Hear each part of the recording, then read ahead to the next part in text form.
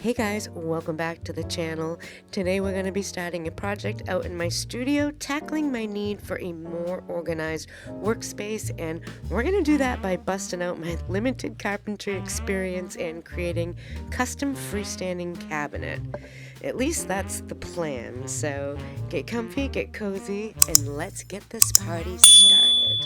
Hey guys, welcome back to the studio. Today I am going to tackle something I have never done before.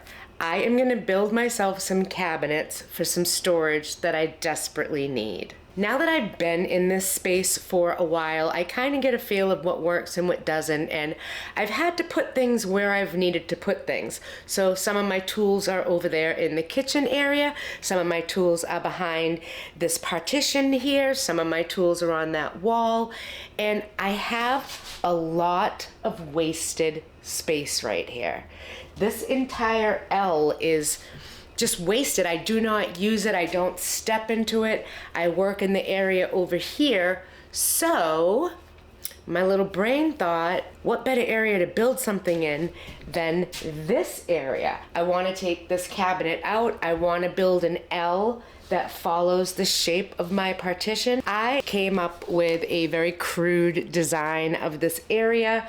I came up with the measurements for what I think the size can be, and I'm no pro. I am sure there's 100 million ways better than the ways you're going to see me do this, but I'm gonna get this thing built, and it's not gonna look that bad either. Took a little trip to Lowe's last night. It was a wee bit more expensive than what I had planned for, but we ended up getting a little better quality of the plywood because that's going to be the finished look. It doesn't need to be custom home grade perfect. Like, I didn't buy birch or maple or any other beautiful piece of very expensive hardwood. I believe I bought pine. I just bought a higher end of select pine, if you will, for everything that I'm doing, and that's going to be perfect for my little studio here. I have confidence that I can do this. What it will look like when I'm done remains to be seen, but I do have confidence that I can make this look really good, be super useful, fit in here perfectly, and complete my work area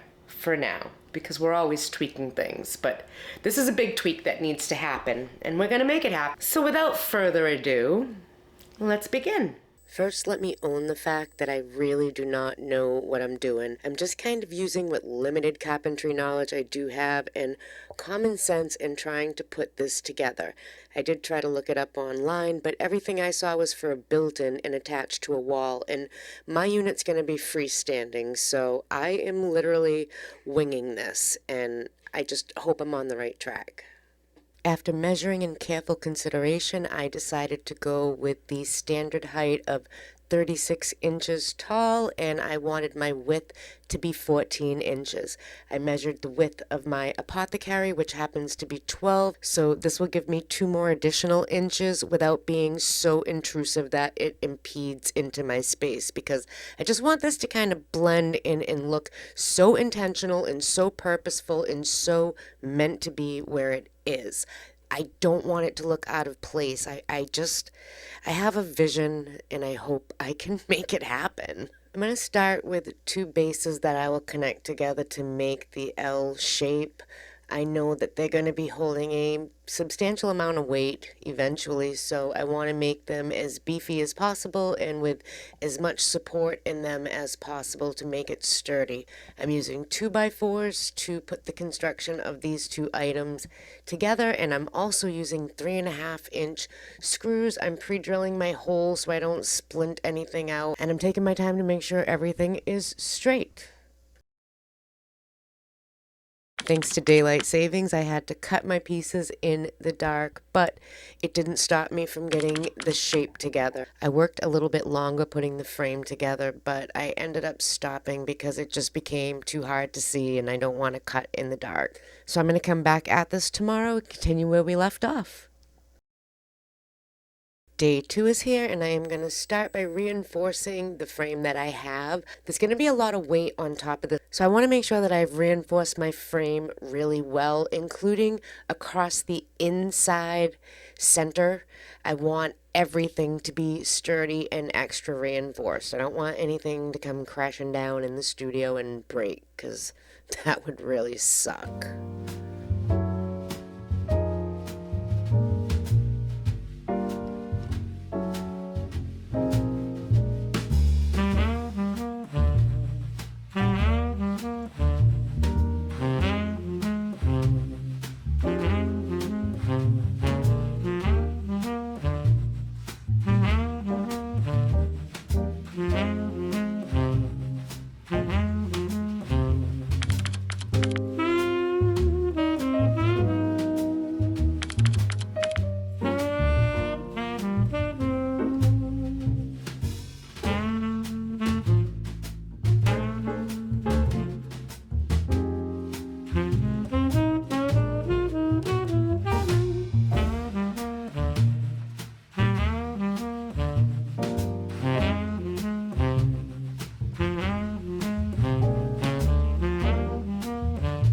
I thought about making doors. I know I could do it, but I don't want doors that open that could impede whatever's going on over here, because I'm not even sure what's going on over here anymore. My initial plans had shelving that went all the way up on this side that was about 12 inches wide.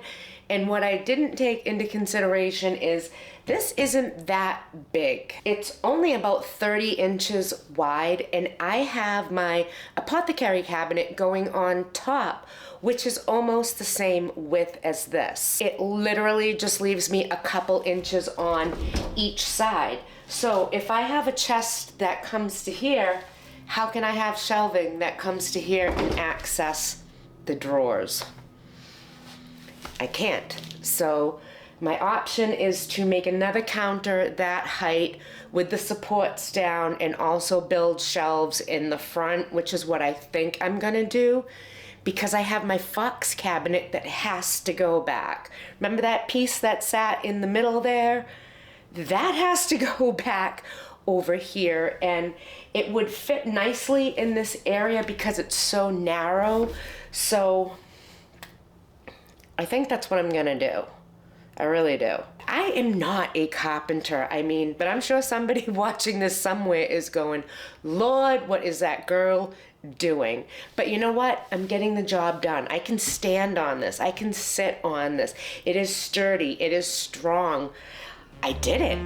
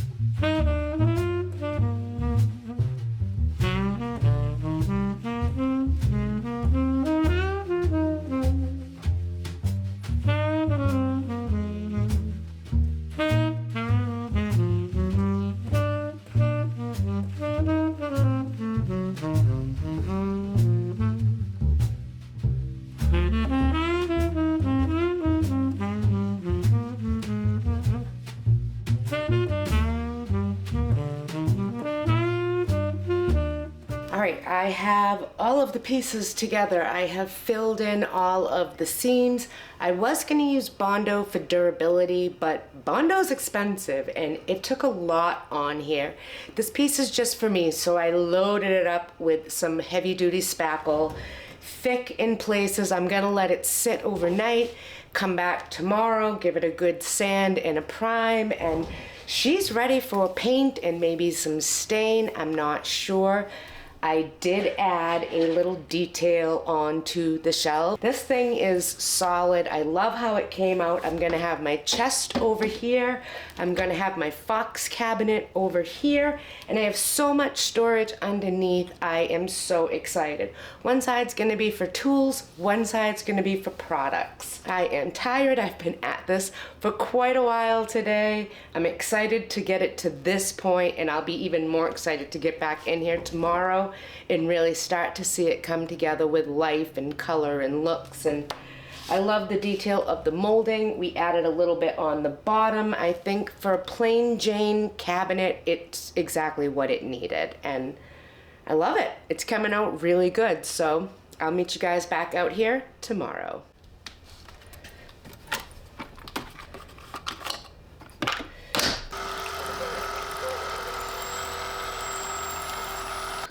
This looks so good. Everything has dried nicely, and right now I'm just gonna focus on sanding this entire piece down. I'm using one of my Surf Prep Pro foam pads, say that fast 5 times, to sand this piece down, and it's like around a 220 grit, I think. One thing I'm noticing is this top has a lot more imperfections than I thought it did, so I actually think once I sand this flat, I'm going to go back over this side on the top with a skim coat of some more spackle just to fill it in a little more, because there's a lot of natural grooves in this wood that somehow eluded me yesterday. I gave the piece a good vacuuming after making all that dust around it, and then I took the shelves out because I'm going to stain them using my chestnut Minwax gel stain. I think the tone of the chestnut is going to go beautifully with the color I have chosen for this piece. I'm not going to lie, I forgot all about the skim coat, and I started putting the primer on this side, and I just said, you know what, the heck with it, just get the primer on it now that you've gone this far, and once it's dried and cured, we'll go over that with a skim coat. At least that way with the paint on there, even though it's primer, it will show me how bad those grooves are. And I was right, I am going to go over it with the skim coat, but did see me, I did forget.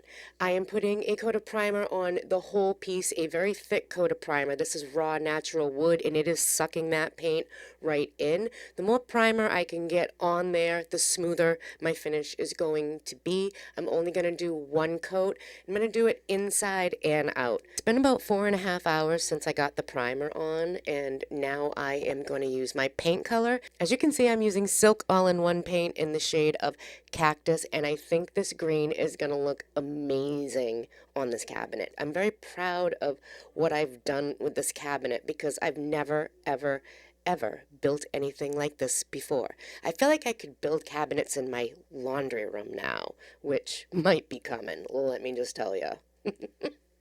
When I put the shelf in here against the green, I was just like, mwah, chef's kiss. This is so friggin' beautiful, and it's more beautiful in person than it's translating to you, and I can't wait for you to see it finished.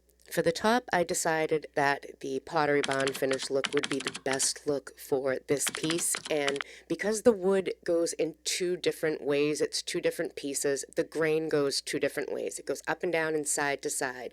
So the skim coat that has to dry overnight is actually a good thing that it's there, because I can do this side and get the glaze on and manipulate it and let it cure before I go to do the other side. That's very important if you're doing 2 areas that butt up against each other and the grain pattern is going to be different. You will overlap them, and you need to have one side dry. You cannot go over it. It will create like a crosshatch plaid through it, and it will ruin the other striations you've created. So this is actually a very good thing. See? Everything happens for a reason. Before I call it a night to let this side cure, there is one more thing I want to make, and that is some embellishments to put on the front of this. I mean, come on, it wouldn't be a piece by me if it wasn't a little extra, would it? I have the resin, I have the molds. This is actually a brand new mold by Redesign with Prima that I've been very excited to try, and I want to create some molds to go over each opening, or maybe on the ends. I haven't decided yet, but definitely need 2 of them, so I'm just going to use my amazing casting resin. I am going to cast 2 of these out, and I'm going to get a coat of chocolate paint. I'm using Dixie Belle chocolate. I want to kind of give them a bronze look when they're done. I think that would look so good with this piece, and I don't want a black base, I want a brown base for that. So I'm going to get those done and then call it a night, and I will be back here in the morning to finish this project up.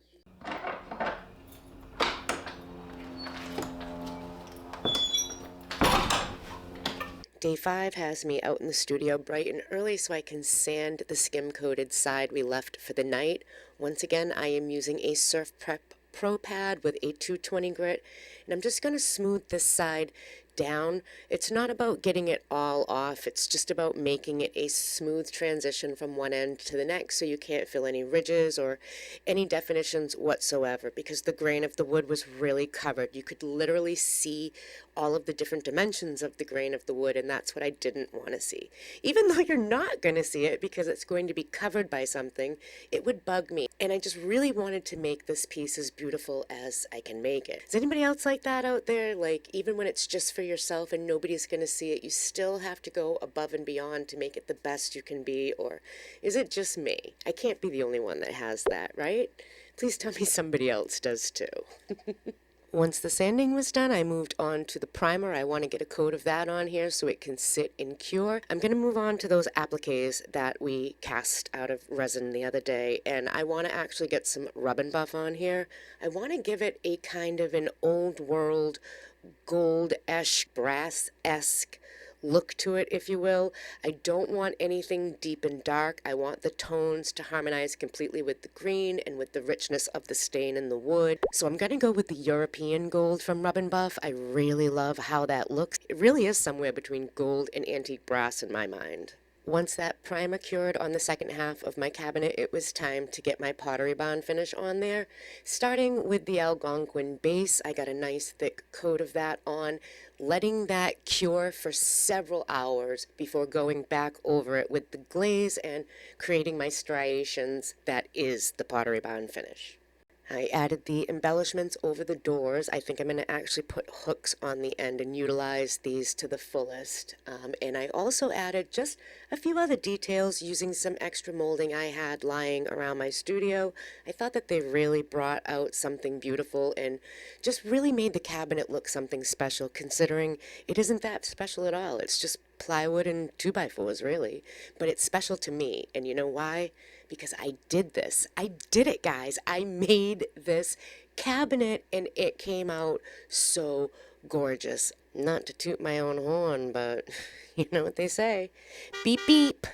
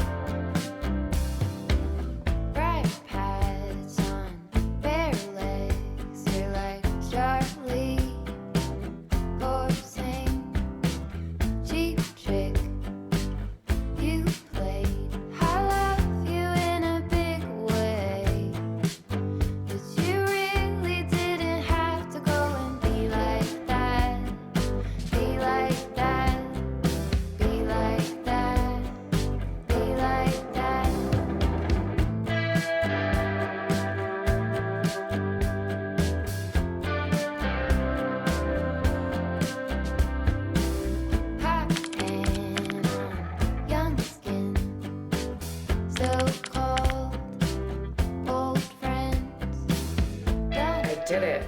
I actually did it. I built myself a custom cabinet, something I have never ever done before, and it came out so good, you guys. From conception to design to the execution of my plan, this piece came out amazing for my studio, and I'm gonna be able to corral all of my tools in the area where I need them most, where I actually do the work. I pushed myself and I took on something I've never done with the absolute confidence that I could do it, and look what happened.